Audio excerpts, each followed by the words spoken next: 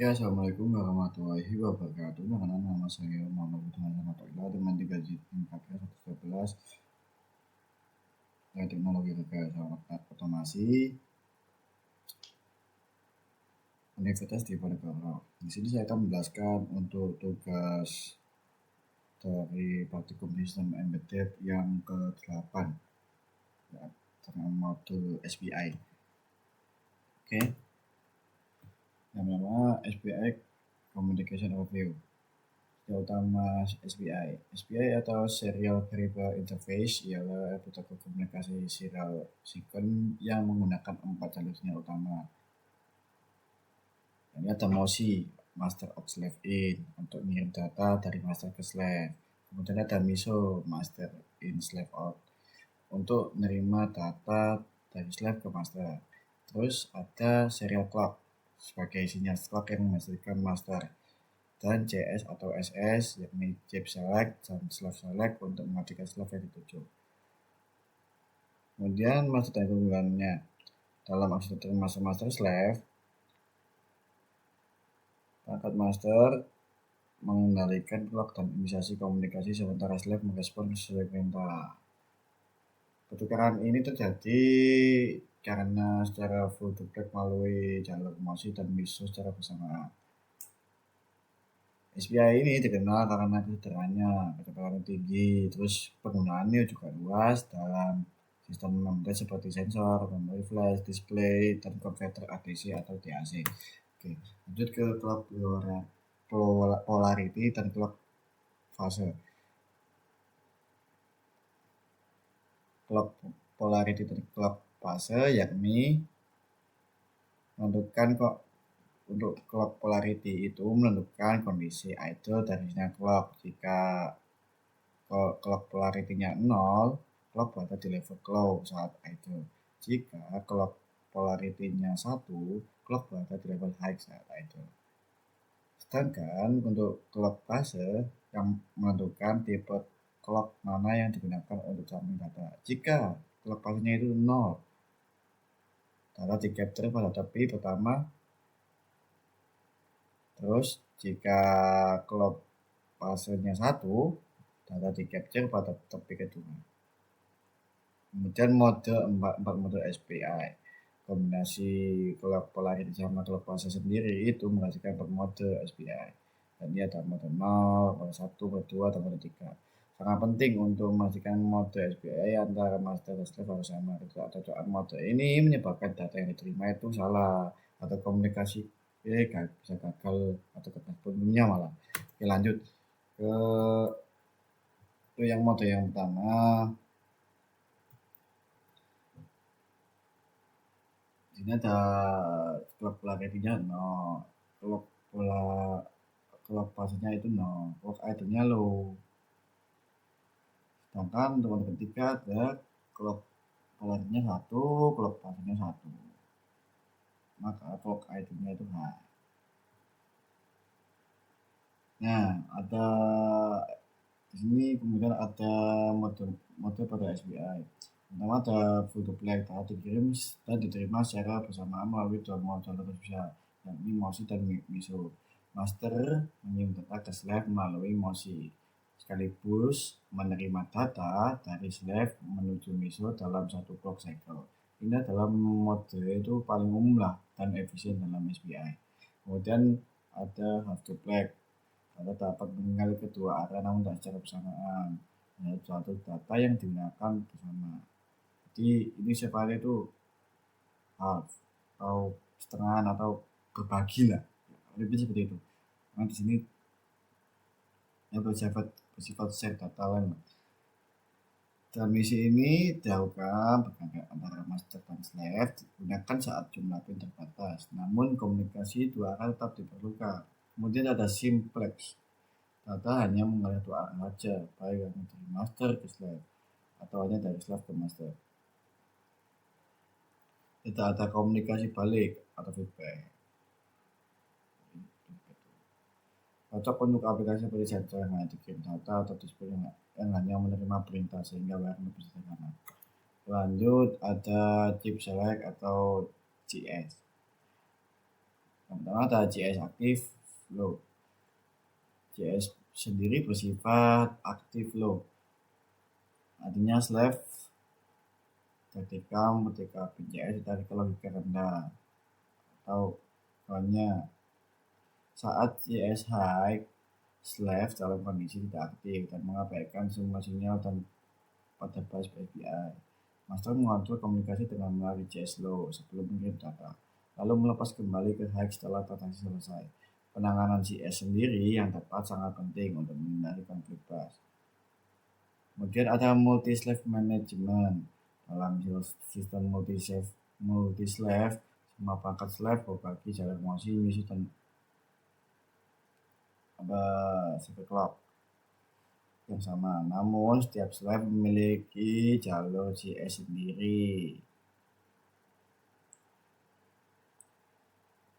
yang terhubung ke pin berbeda pada master. Master memilih slave yang ingin dikomunikasikan dengan menarik. Slave tersebut ke low, sementara slave lain tetap hack. Lanjut ke SPI Communication Speed Range. SPI sendiri mendukung tentang kecepatan clock yang sangat luas, mulai dari kecepatan rendah sekitar 10 kHz untuk pangkat peripheral lambat hingga lebih dari 50 MHz. Untuk pangkat kecepatan tinggi seperti flash memory dan layar OLED. Kecepatan maksimum SPI sendiri dipengaruhi oleh beberapa faktor utama, yakni panjang kabel atau jalur PCB. Semakin semakin panjang atau semakin rendah kecepatan dapat digunakan.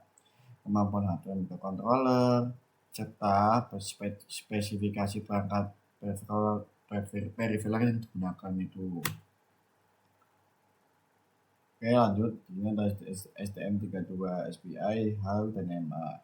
Register SPI pada STM32 sendiri mencakup SPI CR1 sama SPI CR2. Untuk konfigurasi modenya yakni ada portrait sama data. Untuk konfigurasi mode, portrait, dan format data. Register SPI SR digunakan untuk memantau status flag seperti TXE, RXNE, dan BSY. Di sini SPLDR digunakan membaca dan melindungi data. Oke, kemudian ada DMA atau Direct Memory Access, memungkinkan transfer data SPI tanpa campur tangan CPU secara langsung dengan DMA.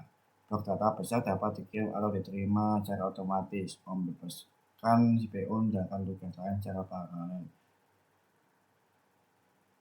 HAL menyediakan fungsi HAL SPI Transmit DMA dan HAL SPI Receive DMA untuk kemudahan implementasi DMA pada SPI STM32. Kemudian ada Interrupt Driven SPI yang memungkinkan microcontroller merespon event ke komunikasi secara asinkron ketika transfer selesai atau buffer siap. Interrupt dipilih dan handler dijalankan. Fungsi HAL SPI Transmit ID dan HAL SPI Receive It digunakan untuk metode ini. Kali ini meningkatkan responsivitas sistem dibanding polling, terutama pada aplikasi real-time yang membutuhkan latensi rendah. Oke, ada GPIO Matrix Flexibility. SP32 memiliki GPIO Matrix yang memberikan sinyal SPI, masih MISO, SCLK sama tadi. Fleksibilitas ini memberikan pelajaran PCB dan pengembangan prototipe tanpa penerapan pin tepat. Kemudian SPI Master dan Slave Mode. SP32 mendukung mode SPI Master dan Slave. Dalam mode Master, SP32 mengontrol clock dan inisiasi transfer dalam mode Slave. SP32 sendiri merespon perintah dari perangkat master eksternal sesuai konfigurasi. Kemudian yang ketiga ada ESP IDF API sama DMA. SPI IDF API SPI IDF menyediakan API lengkap untuk konfigurasi SPI transfer data dari penanganan interrupt. Dukungan DMA memungkinkan transfer data besar tanpa membebani CPU. Oke, lanjut ke SPI Flash Memory. Yang pertama kita integrasi W25 Q64 adalah chip flash SPI dengan bit 64 megabit atau setara dengan 8 MB.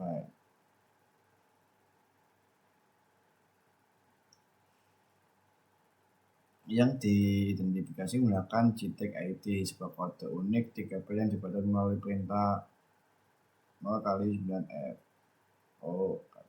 Operasi data meliputi read data, mencapai dari alamat tertentu, respect program untuk menulis data hingga 250 MB per halaman, serta erase untuk menghapus data sebelum pengulangan ulang. Terus ada perintah dan timing. Setiap operasi SPI pada 25Q64 menggunakan urutan perintah spesifik. Kirim opcode, diikuti alamat 3 byte, lalu data. CS harus aktif flow selama seluruh transaksi dan dilepas setelah selesai. Timing sangat penting. Program memakan waktu kurang dari 3 detik dan erase memakan waktu kurang dari 400 detik. Kegagalan menunggu operasi selesai cek BIP bit dapat menyebabkan data micro SD card SPI model. Ini yang pertama ada inisialisasi dan perintah. Inisialisasi micro SD dalam mode SPI memerlukan clock rendah sekitar 400 kHz untuk memastikan power up yang aman. Start daya tak stabil host untuk menggunakan perintah CMD0 untuk mereset kartu ke mode SPI. Diikuti oleh CMD8 untuk memeriksa kompatibilitas ketegangan. Perintah ACMD41 digunakan untuk memulai proses inisialisasi kartu.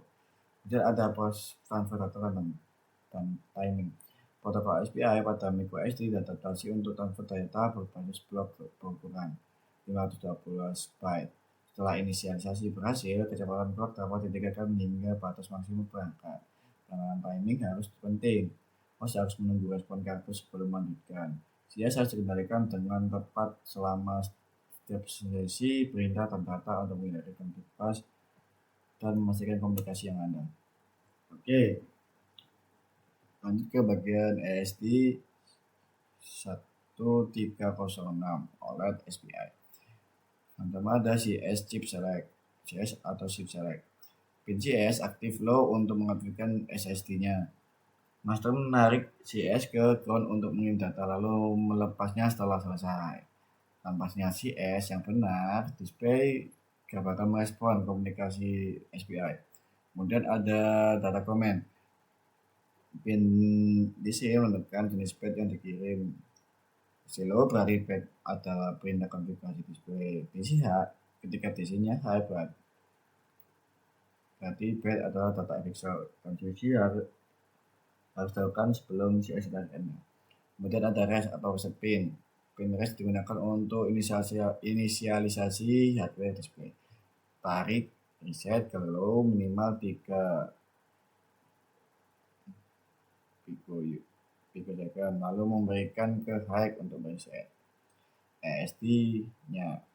Prosedur reset wajib dilakukan saat power up sebelum mengirim perintah konfigurasi. Oke, kemudian ada MCP 3008 ADC. Fitur utamanya yakni ADC 10 bit dengan 8 tingkat input analog. Resolusi 10 bit menghasilkan 1024 nilai digital, mendukung mode single-ended dan diferensial. Cocok untuk baca sensor analog seperti suhu, cahaya, dan tekanan dalam sistem embedded. Format SPI read sendiri yakni kirim start bit, bit SQL atau different, dan 3 bit pemilih channel. Slave mengembalikan 10 bit hasil konversi digital. Urutan komunikasinya yakni CS active low, terus ke kirim 3 byte, terus ke baca 10 bit hasil, lalu ke CSH. Gunakan SPI mode 0,0 untuk kecepatan maksimal 3 yakni 3,6 MHz. Oke, kemudian ada MCP 4921 digital untuk analog converter. Resolusi dan kontrol SPI. MCP sendiri yang dengan 4921 ini ya adalah digital untuk analog converter 12 bit yang dikontrol melalui antarmuka SPI dengan resolusi 12 bit. DAC ini mampu menghasilkan 4096 level tegangan output yang berbeda, berkapasitas tinggi untuk oversetika. Sesuai namanya tadi ya. Chip ini beroperasi dengan tegangan 2,7 volt hingga 5,5 volt dan mendukung kecepatan SPI hingga 20 MHz. Kemudian untuk format buatnya dan aplikasi format buat Gaussian SPI MCP tipe ini menggunakan frame 16 bit.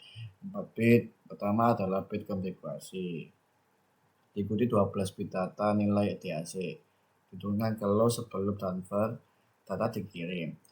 MSB first, lalu CS dinaikkan kembali untuk menlatch nilai output. Penggunaan utamanya meliputi pembangkitan sinyal analog, kontrol motor, audio sintesis, dan kalibrasi sensor kalau bisa embedded. Lanjut.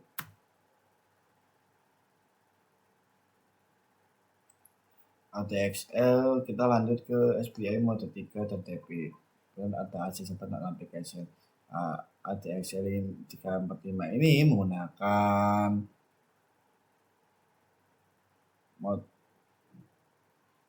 SPI mode 3. Artinya clock idle high dan data disable data receiving edge register David mengembalikan nilai sebagai identitas perangkat. Komunikasi SPI dimulai dengan menarik CS low, mengirim bit alamat, lalu baca atau menulis data. Kemudian ada akses data dan aplikasinya. Data akselerasinya suhu X, Y, Z dibaca dari register data X0, data X1, data X1, data Y0, data Y1, data Z0, data Z1 dalam format 16 bit to complement. ADXL 345 banyak digunakan untuk memasang sensing, deteksi orientasi, path detection, dan free fall detection pada sistem embedded dan IoT.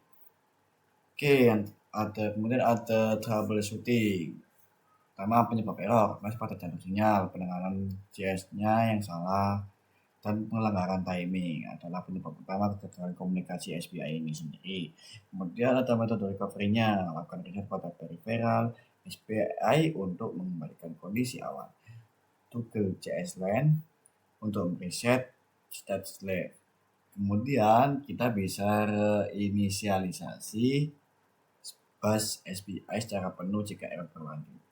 Kemudian ada bagiannya. Gunakan logic analyzer untuk mantau sinyal mosi, MISO, SCLK, dan GS secara bersamaan dan memverifikasi timing. Oscilloscope membantu mendeteksi noise dan integrity sinyal. Dan jangan lupa periksa datasheet perangkat untuk spesifikasi timing yang tepat. Oke, kemudian ada integrasi troubleshooting, teman-teman. Pastikan pin mappingnya benar dan konfigurasi peripheral sesuai setiap sinyal. Harus terhubung ke pin yang tepat pada MCU dan perangkat slave. Kemudian samakan mode SPI dan kecepatan clock antar master dan slave.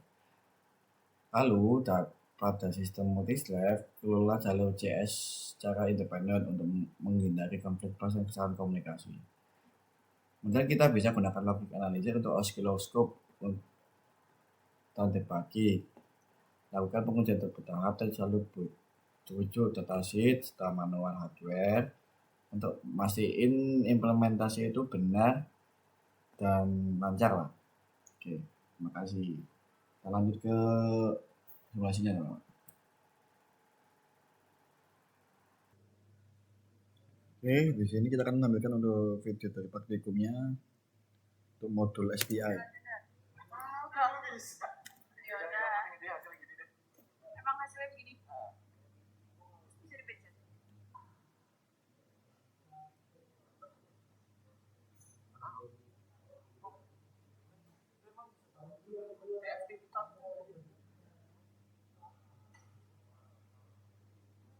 Nah, bagaimana tadi dia udah menampilkan warnanya. Nah, ini untuk program pada VS Code. Terima kasih.